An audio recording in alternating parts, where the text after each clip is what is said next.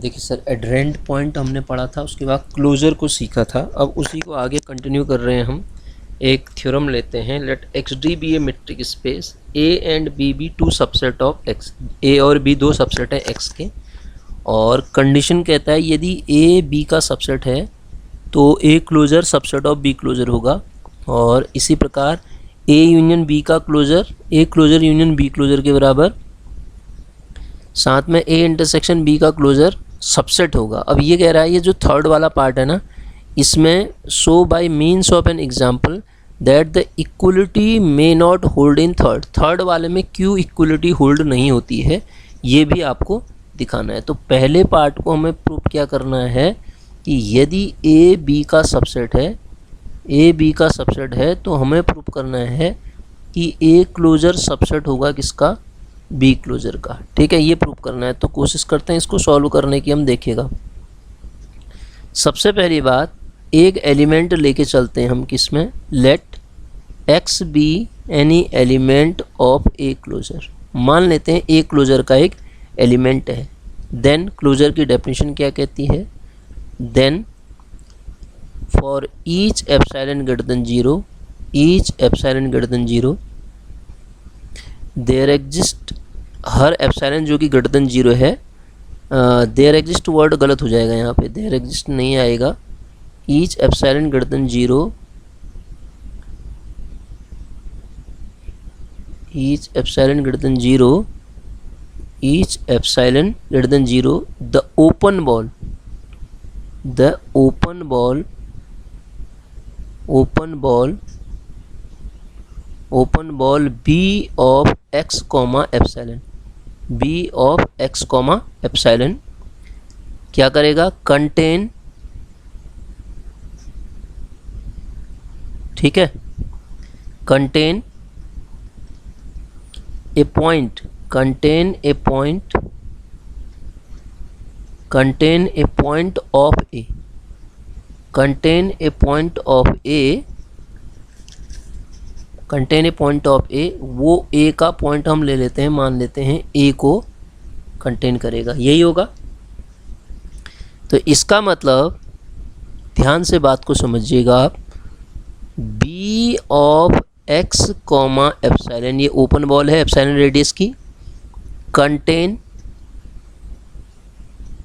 Contain a point, a point of B also. ऐसा क्यों sir, क्योंकि contain a point of B मतलब a belongs to be में भी होगा। ऐसा क्यों, क्योंकि हमें दिया है ए सबसेट ऑफ बी है, तो ए का हर पॉइंट जो होगा बी में होगा, इसलिए ये वाली जो लाइन है, ये वाली जो लाइन है, जो इस लाइन की आप बात कर रहे हैं, ये वाली लाइन की, ये वाली लाइन जो है सर, ये इसके लिए भी एप्लीकेबल होगी, बी के लिए भी। ठीक है, ये तो डेफिनेशन से आपने लिखा, तो ये इसके लिए भी, ए सबसेट ऑफ बी की कहानी से ये इसके लिए भी एप्लीकेबल होगी ही होगी। ठीक है, अब आपने कहा कि ये इसके लिए एप्लीकेबल है, तो इसका मतलब दिस इम्प्लाइज, इसका मतलब this implies x is N, x is, किस में आपने लेके चले थे, ए क्लोजर में। एक्स क्या था, जो कि ए का एड्रेंट पॉइंट था, तो इसने क्या शो कर दिया, X is an adherent point of, adherent point of किसका, adherent point of B also. इसका मतलब एक्स आपका बी क्लोजर में भी आ जाएगा, और आप जानते हैं कि कोई ए बी का सबसेट है, तो ए का एलिमेंट, कोई एलिमेंट इसमें लेके चले आप, उस एलिमेंट को इसमें प्रूव कर दिया, तो दिस इम्प्लाइज, यहाँ से कंडीशन क्या आ गई, A closure is subset of B closure, यही हमें प्रूव करना था। देखो, ए बी का सबसेट है, तो प्रूव कीजिए ए क्लोजर सबसेट होगा बी क्लोजर का। ठीक है सर, आगे बढ़ते हैं। देखिए, ये तो पहला पार्ट आ गया। अब सेकंड पार्ट को उठाते हैं, यहाँ से हम सेकंड पार्ट को प्रूव करने की कोशिश करते हैं। सेकंड पार्ट क्या कहता है हमसे, देखिएगा,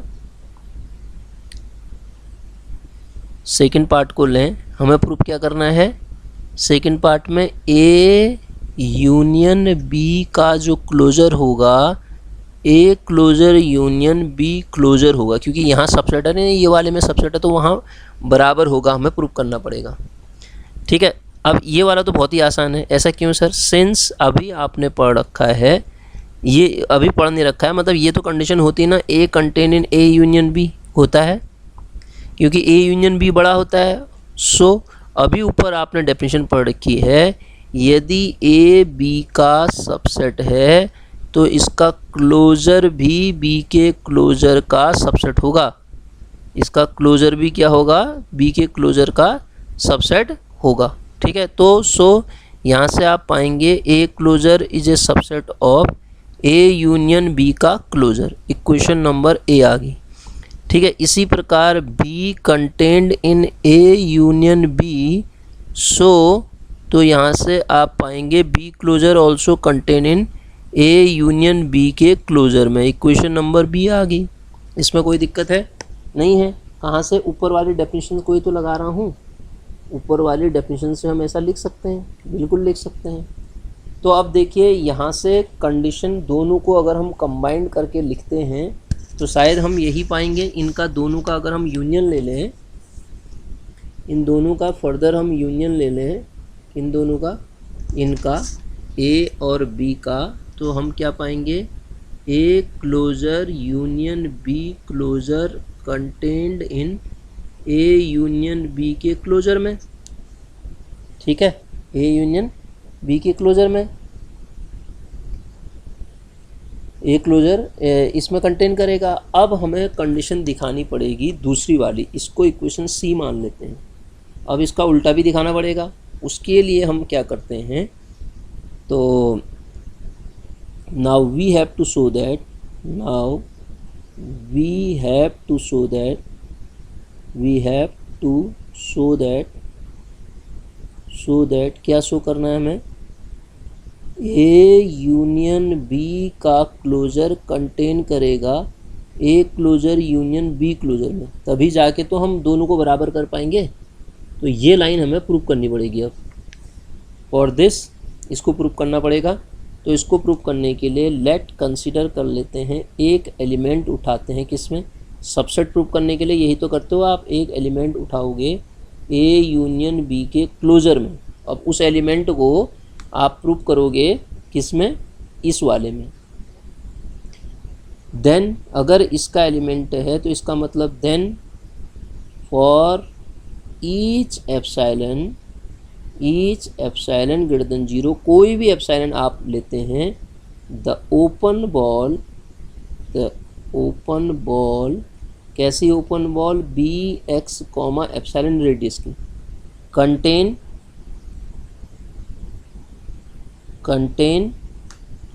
some point,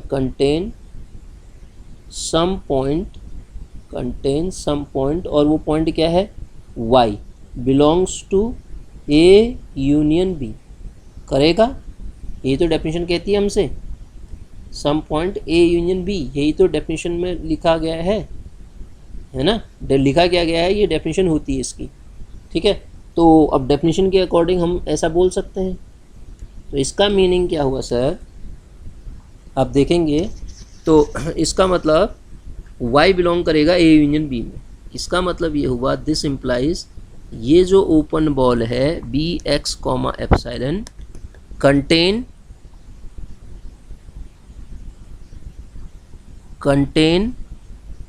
some point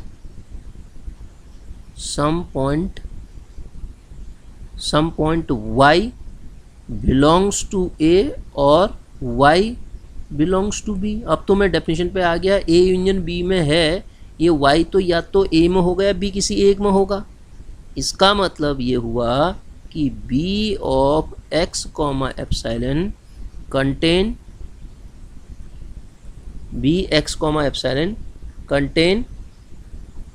a point of किसका? ए और बी। ये जो या ए और बी का करेगा, तो जैसे ही ए और बी का करेगा तो इसका डायरेक्ट मीनिंग क्या हुआ कि इसका मतलब ये हो गया कि ये जो x हुआ ना, एक्स या तो ए क्लोजर में करेगा और या तो एक्स आपका बी क्लोजर में बिलोंग करेगा, डेफिनेशन ही कह रही है हमसे। तो अगर ऐसा हो गया और लगा हुआ है तो इसका मतलब एक्स मेंबर नहीं हो जाएगा, x belongs to A closure union B closure, और यही तो मुझे प्रूव करना था। एक्स जो होगा हम लेके कहाँ चले थे, एक्स को यहाँ लेके चले थे देखो, और प्रूव किस में करना था, इसमें प्रूव करना था। तो यहाँ से अगर ए बी का सबसेट हमें प्रूव करना होता है तो उसमें हम एक एलिमेंट्स को एक में लेके चलते हैं, उसी को हम दूसरे में प्रूव कर देते हैं। अगर ऐसा हो गया तो वो सबसेट हो जाएगा, जैसा कि यहाँ हुआ।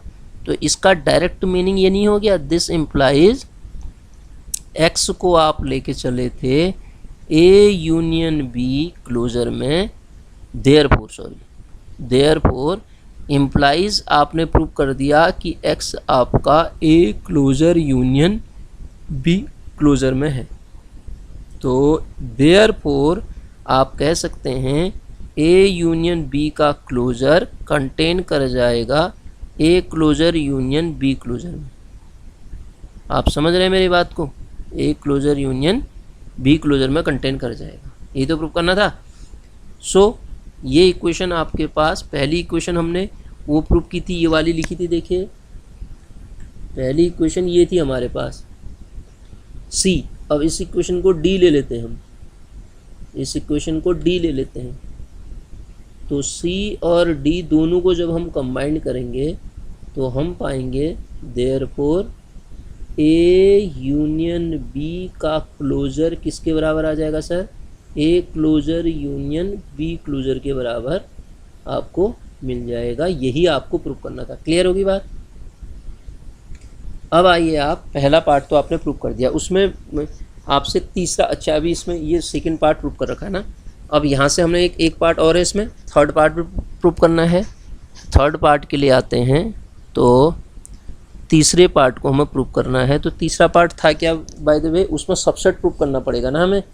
तीसरे पार्ट में इंटरसेक्शन में ना, ए इंटरसेक्शन बी का जो क्लोजर होगा सबसेट होगा ए इंटरसेक्शन बी क्लोजर, ये प्रूव करना है हमें, ठीक है।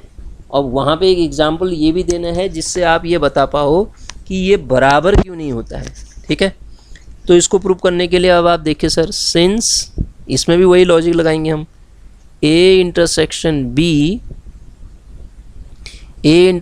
बी जो होगा बी का भी सबसेट होगा। ऐसा कैसे, पहले ए ले लेते हैं, चलो यहाँ पे ले लेता हूँ मैं, ए इंटरसेक्शन बी ए का भी सबसेट होगा, क्योंकि सबसेट इंटरसेक्शन में तो दोनों कॉमन आते हैं।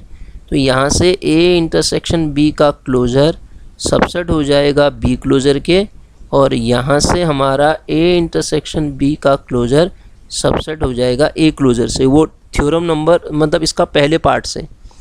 अब इन दोनों को सर आप कंबाइन करोगे तो आप पाओगे ए इंटरसेक्शन बी का जो क्लोजर होगा सबसेट होगा A closure intersection B closure. ये तो हमें प्रूव करना था, देखिए ये हमें प्रूव करना था ना।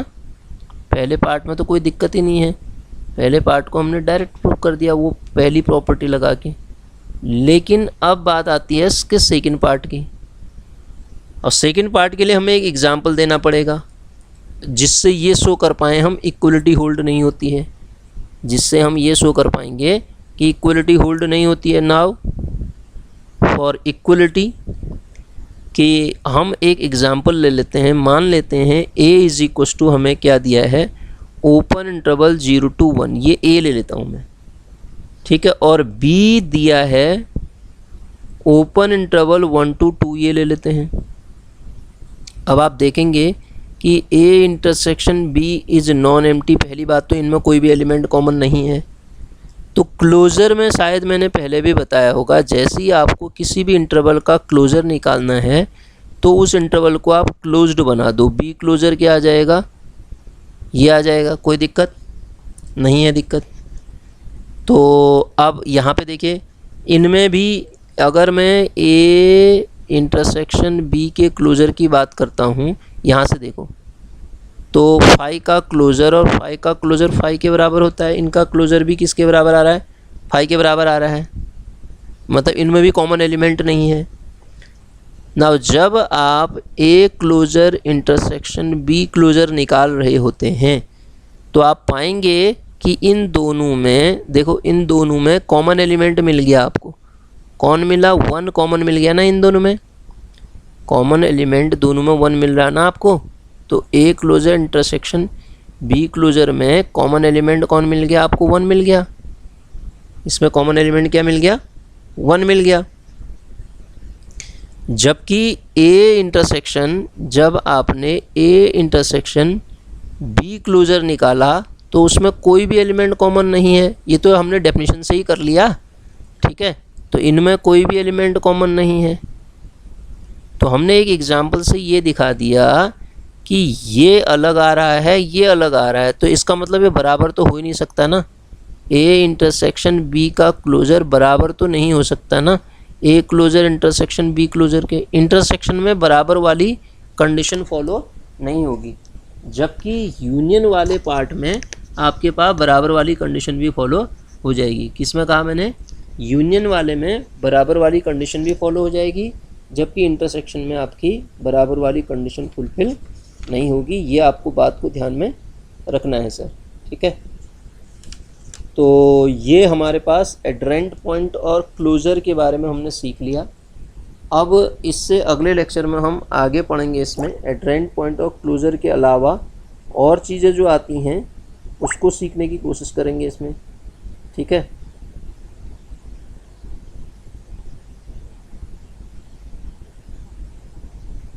ठीक है ना। उसके बाद हम क्या करेंगे, यहाँ पे हमने एड्रेंट पॉइंट तक पढ़ लिया ना। अब प्रोडक्ट स्पेस पढ़ेंगे इसमें, प्रोडक्ट मैट्रिक स्पेस को पढ़ेंगे हम। प्रोडक्ट मैट्रिक स्पेस में कैसे सॉल्व करना है, मतलब क्या है प्रोडक्ट मैट्रिक स्पेस में। और उसके बाद सीक्वेंस आता है, सीक्वेंस में आएंगे हम। फिर उसके बाद यूनिफॉर्म कंटिन्यूटी, ठीक है। यूनिफॉर्म कंटिन्यूटी के बाद आपके पास जो भी इसमें जितने भी टॉपिक छूटे हुए हैं एक एक करके हम उनको सॉल्व करने की कोशिश करेंगे, ठीक है। इससे पहले लेक्चर में हमने ये पढ़ दिए थे ना, ये क्लोजर की डेफिनेशन ही तो पढ़ी थी। एक्स डी कोई मैट्रिक स्पेस है, यही तो पढ़ा था। देखिए एड्रेंट पॉइंट क्या होता है और क्लोजर ऑफ ए सेट क्या है, ये सारी चीज़ें सीखी थी। एड्रेंट पॉइंट की डेफिनेशन पढ़ी थी। देखिए एक्स डी कोई मैट्रिक स्पेस है, एस कोई सबसेट है इसका, है ना। एस सबसेट होगा यहाँ पे, S is a subset of x, ठीक है। सबसेट का ही साइन है वो, एस एक्स का सबसेट है। तो कोई भी पॉइंट पी जो मैंने बार बार यूज किया है एक्स का है, वो एड्रेंट पॉइंट कहलाएगा किसका? एस का। If every NVD of P, every NVD of P का मतलब जब हम कहते थे कि contain a point of S, every NVD का मतलब ये लिखा ना हमने, ओपन बॉल लिख दिया एक्स कॉमा एप्सिलॉन करके, ठीक है। तो वो एस के किसी न किसी पॉइंट को रखे। हर एनवीडी, सबसे छोटा एनवीडी रख रहा है तो बड़े एनवीडी तो रखेंगे रखेंगे।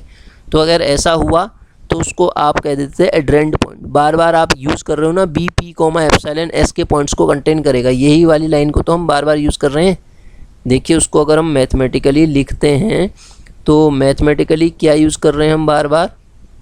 मैथमेटिकली हम यही वाली लाइन तो यूज़ कर रहे हैं। पी एड्रेंट पॉइंट कहलाएगा a point of, adherent point of S कब? जब प्रत्येक एप्सिलॉन ग्रेटर देन 0 जो है, ठीक है, B P comma epsilon contain a point of S, contain a point of S, ठीक है, एस के पॉइंट्स को कंटेन करता हो, ठीक है। ये हमने एड्रेंट पॉइंट की डेफिनेशन पढ़ी। एड्रेंट पॉइंट ये होता है। लिमिट पॉइंट और एड्रेंट पॉइंट में अंतर यही तो बताया था। क्लोजर, उसके बाद क्लोजर पढ़ा। ये क्लोजर की अगर हम बात करें, एक्स डी मैट्रिक स्पेस है तो ए क्लोजर की कंडीशन क्या पढ़ी थी हमने? ए क्लोजर में देखो, adherent point of S, the set of all adherent point, जितने भी एड्रेंट पॉइंट है S is called a closure, ठीक है। X belongs to S closure मतलब एक्स एड्रेंट पॉइंट होगा, ख़त्म कहानी। एड्रेंट पॉइंट है तो मतलब क्लोजर में है, सिंपल सी बात है। मैं यहाँ क्लोजर में कह रहा हूँ, एस क्लोजर में बिलोंग कर रहेगा तो इसका मतलब वो एड्रेंट पॉइंट। और एड्रेंट पॉइंट की डेफिनेशन तो यहाँ यही कहती है हमसे कि every neighbourhood of P, P का हर नेबरहुड कोई ना कोई पॉइंट को रखेगा। किसके पॉइंट्स को रखेगा? एस के पॉइंट्स को रखेगा। यही तो हमने डेफिनेशन में पढ़ा था, ठीक है ना। तो अगले लेक्चर में मिलते हैं फिर। इस लेक्चर में इतना ही करते हैं।